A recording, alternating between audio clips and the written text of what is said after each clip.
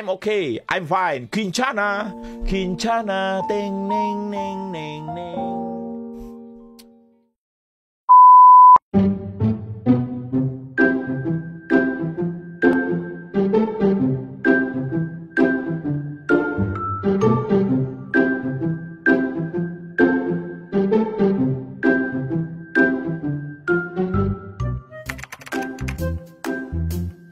Actually, this month we are celebrating the Rabies Awareness Month.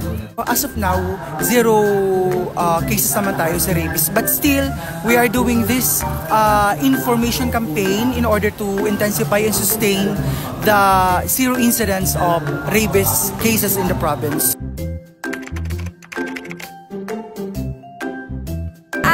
Si Mama Rose kasi kapanganganak lang. So magpapa-inject po kami ng vitamins saka ng antibiotic para sa kanya. Para hindi mamaga yung dede niya, nakaproduce siya ng ng gatas. Magpapakapon po. Sa na-research din namin na kapag pahaba siya ng lifespan nila. Para po, mabaksina na po sila. For safety lang po, para in case na makagat po siya, hindi na po siya maka-effect sa mga tao.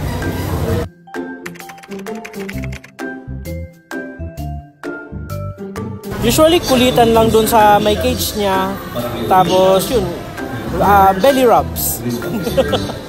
Sa house, kakawat, walking sa luwas.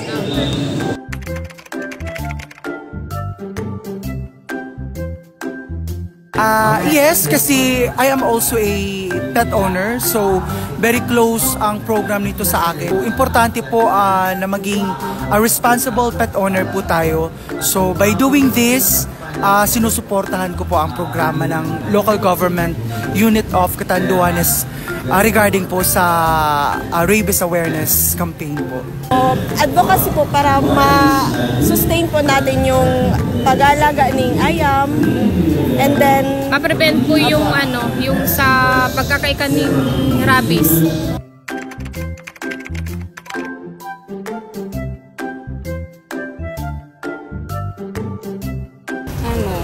Nasasad po kasi hindi naman po nila deserve yun na ma-abuse kasi part din sila ng pamilya.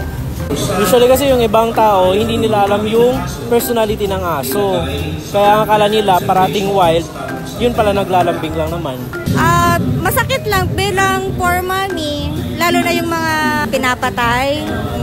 Yun, ang sakit lang sa pakiramdam na siyempre bilang mommy, sana wag na nilang gawin yun sa mga hayop kasi may mga isip din yan, may pakiramdam din, may buhay din.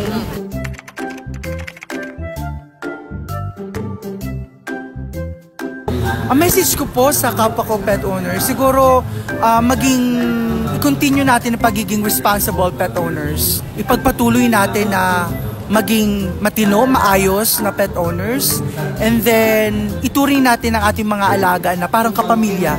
Ayun, lahat tayo maging responsible pet owners, na yung responsibilidad natin sa kanila huwag natin pabayaan, at yung especially maging alaga natin sa anti-rabies kasi protection din natin lahat.